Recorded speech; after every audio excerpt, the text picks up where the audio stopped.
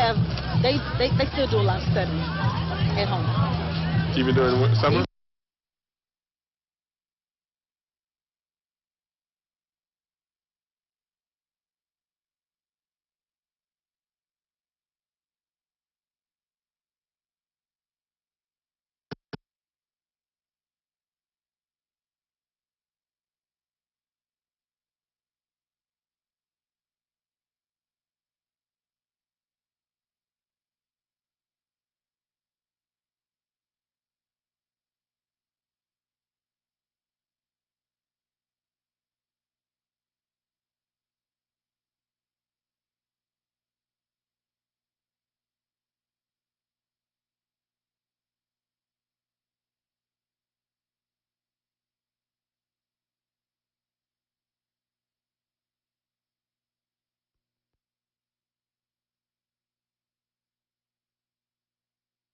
Now, news that works for you. This is WGXA News.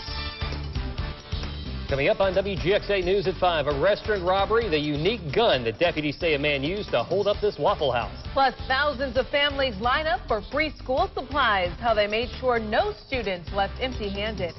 Good evening, and thanks for watching WGXA News at 5. I'm Amir Jacobson. And I'm Raymond Tubb.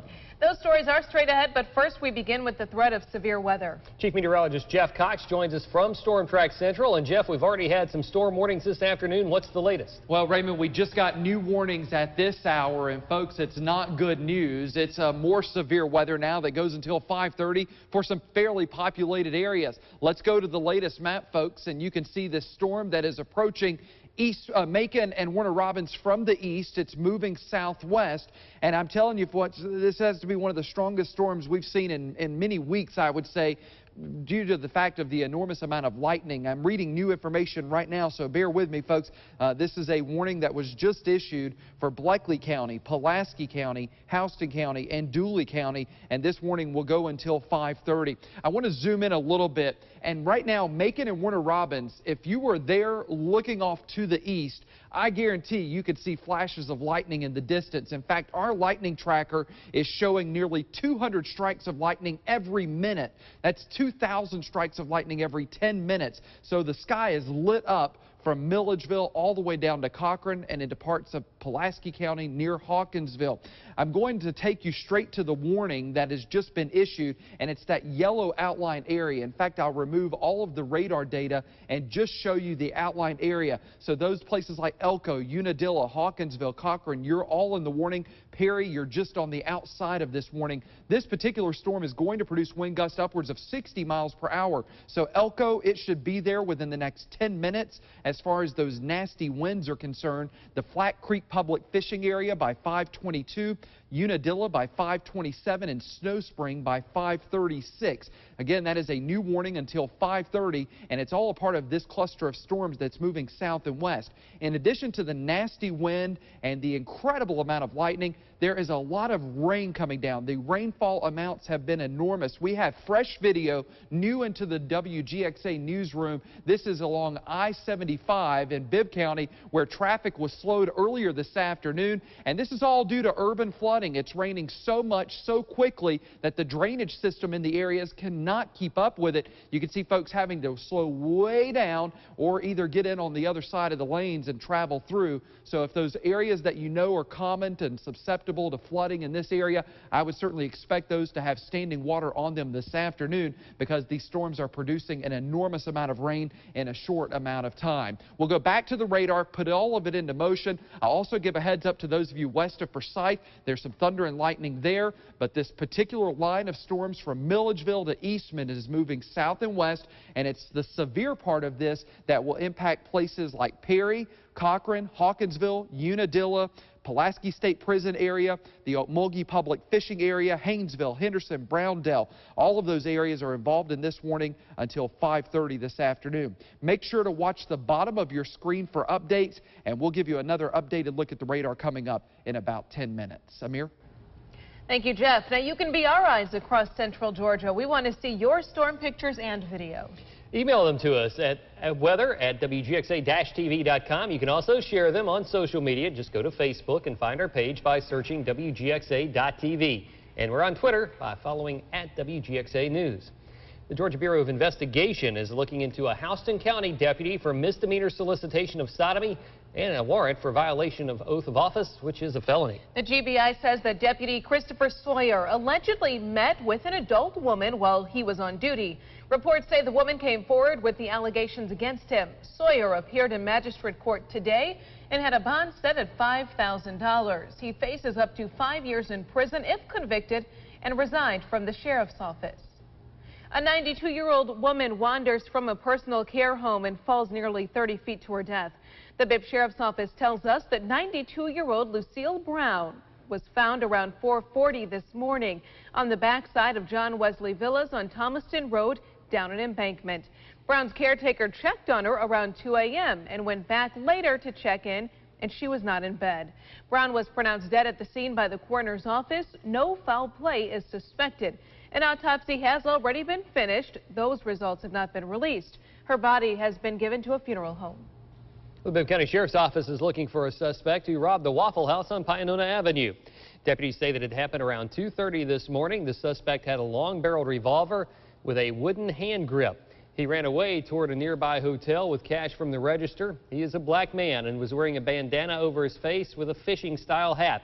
If you have any information, you can call the Bibb County Sheriff's Office at 751-7500 or Crime Stoppers at 877-68-CRIME. Be careful who you buy donuts from. That's a warning tonight from Eatonton Police Chief Kent Lawrence. Officers say that 57-year-old Francis Diana and 45-year-old Derek Key traveled through several communities, including Putnam County, Cochran, Milledgeville, Sparta, Macon, Rochelle, and Dublin, claiming they were raising money for churches. Police say they aren't affiliated with any church and pocketed thousands of dollars by selling Krispy Kreme donuts. Investigators caught up with the men at a Huddle House restaurant in Greene County when a pastor's wife reported them as suspicious. They're both charged with 12 counts of theft by deception. We may have seen a photo of a snake killed in Milledgeville, but we want you to know that it is not the Gaboon viper that is allegedly still on the loose in the area. The Georgia Department of Natural Resources tells us that this is a rattlesnake, and it was killed at T&S Hardwoods in Milledgeville. But again, it is not the African native snake that has been reported on the loose in the Baldwin County area. A vigil has been set for a man who was shot and left in a burning house in Houston County. The memorial for Randall Kennard will be this Sunday evening on Coleman Hill. GROW will provide parking and refreshments from 6:30 to 7:45, and the vigil will follow at 8 p.m. Firefighters found Kennard and Christopher Dukes dead inside of a burning home on Heritage Drive in Warner Robins Wednesday. Deputies say that Dukes plotted to kidnap and kill Kennard after his ex-boyfriend, Ashley Battle, moved to Macon to live with Kennard in February. Investigators believe that Dukes took Kennard from his job at a North Macon salon and shot him in the back on the way to the house. They say Dukes carried Kennard's body into the house before setting 10 separate fires throughout the home. Investigators say he then shot himself in the head in an upstairs bedroom. Well, tonight we're hearing from the pastor of a family behind the fight to legalize medical marijuana. They lost their home in Forsyth to a fire earlier this week. The house on Maynard's Mill Road in Monroe County burned on Tuesday. It belongs to Brian and Janaea Cox, the parents of Haley Cox. Janaea and Haley have been living in Colorado so that Haley can get treatment for her seizures with medical cannabis. Now the pastor of the couple's church says that they will do what they can to support the burned out family in their time of need. We've talked with them, basically asking what kind of needs do you have, and they're still assessing all that. They're still in shock. They're not sure. Investigators believe an electrical problem started that fire. The search for 2 teenage boys lost at sea will be called off at sunset tonight. The Coast Guard says the search for the teens has been a true all-hands-on-deck effort. The 14-year-olds, Perry Cohen and Austin Stephanos, went missing last Friday. Their capsized boat was found Sunday. The Coast Guard has searched the ocean from South Florida all the way to South Carolina. Their families say they plan to continue their own private search even after this search is called off. The boys grew up on the water and spent much of their free time boating and fishing. Well, the Warner Robins Housing Authority held a 6th annual Back to School Bash at McConnell Talbert Stadium in Warner Robins. Hundreds of students and their parents lined up to get some free backpacks and other supplies today. WGXA's David Johnson shows us how critical the event is for families in need. They started lining up early Friday morning, some waiting more than 2 hours to get free school supplies for their children. We're serving all kids. We're turning no kids away. The Warner Robins Housing Authority held its 6th annual back-to-school bash at McConnell Talbert Stadium in Warner Robins. They gave away book bags and other school supplies to elementary, middle school, and high school students. Program coordinator Sharon Rogers says they prepared for a big turnout. About maybe 3,500, but last year we did do 3,500 and we only had 2,200 book bags, so we ran out. So this year we decided, we're going to at least have a bag for practically every child that comes. About 60 volunteers from Robins Air Force Base helped hand out over 5,000 bags filled with the things kids need during the school year. Pencils, paper, book bag, the school plot, normal stuff. Paper, pencil, pencil. Rogers says events like this help take the financial load off families who are less fortunate. I had a parent call me just yesterday, and she was telling me that she has 5 kids, and there's no way that she could provide school supplies for all those children. And parents say they are grateful for any necessities they get. Stuff is high. It's expensive these days. For students like Ashley May, having school supplies gets them excited for the first day. I love learning and reading books. David Johnson, news that works for you. Program coordinator Sharon Rogers says the total cost of the bags and supplies runs about $22,000. The Housing Authority covers $15,000 and sponsors pick up the rest. Over the course of the hour, we're hearing from students and parents on their thoughts going into the new school year. Stay tuned for that. Chilling sounds from inside a movie theater shooting. There's a shooting at Grade 16. And he shot right at people. There's 2 people inside. 2 people inside. Ahead on Fox 24 surveillance video of the moment the man walked into a crowded Louisiana movie theater before opening fire. But first, the family dog is shot to death by a Georgia police officer, and now it's the family being told to pay up for the animal. Safety is our #1 priority. We've been able to upgrade our security cameras and that kind of thing, and so we're confident that we can provide a safe environment for our students.